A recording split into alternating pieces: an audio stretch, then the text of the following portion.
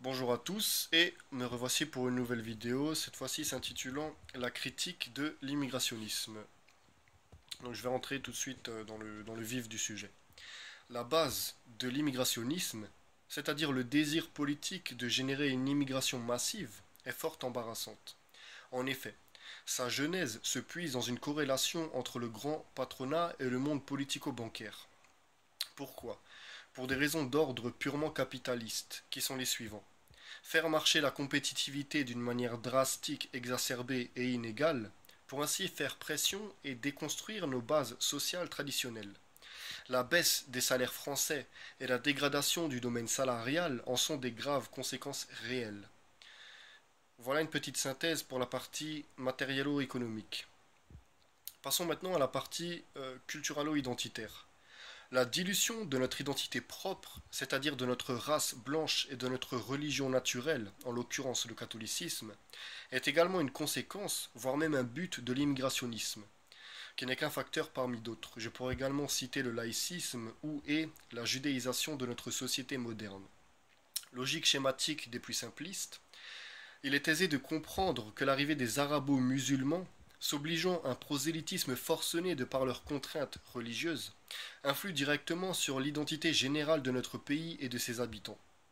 Exemple attristant mais concret, les églises sont détruites ou laissées à l'abandon et les mosquées subventionnées fleurissent sur notre territoire pourtant chrétien de base, mais annihilé dans sa nature religieuse par la judéo-maçonnerie depuis la révolution anti-française de 1789. Et si l'on est atteint de complotisme aigu, donc ayant un cerveau gravement malade, nous pouvons penser que l'immigration massive voulue par nos élites, pouvant entraîner de vives tensions, pouvant aller jusqu'à la guerre civile, et permettant donc l'instauration d'un État totalitaire. Mais pour éviter de choquer mon auditoire, je ne m'étayerai pas ici dans mon propos. Alors je terminerai par une simple métaphore. L'immigration massive, favorisée par la quasi-inexistence des frontières à l'échelle d'une société, c'est un peu comme la parabole de la maison ouverte. Je m'explique. Une famille vit dans une maison, un père, une mère et un enfant.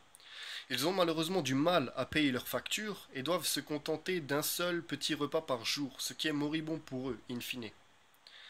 Quand tout à coup, des gens complètement étrangers à cette famille débarquent, environ 5 personnes, et demandent à être logés chez vous, et nourris chaque jour, par pure idéologie et charité, la famille a très envie de les recevoir, mais malheureusement, face à la réalité difficile du quotidien, elle ne peut pas. Elle est obligée de fermer ses portes pour voir survivre sa famille. Ce n'est pas égoïste, c'est logique, et cela s'appelle l'instinct de survie. Eh bien, c'est exactement pareil au sein de notre société, qui est l'extension sociale du cercle familial. Si nous avons du mal à nourrir et à loger nos propres citoyens, qu'aurons-nous à proposer aux centaines de milliers, voire aux millions, d'immigrés voulant trouver le paradis ici? C'est une position hypocrite. Je vous remercie pour l'attention portée et à une prochaine vidéo. Bien à vous.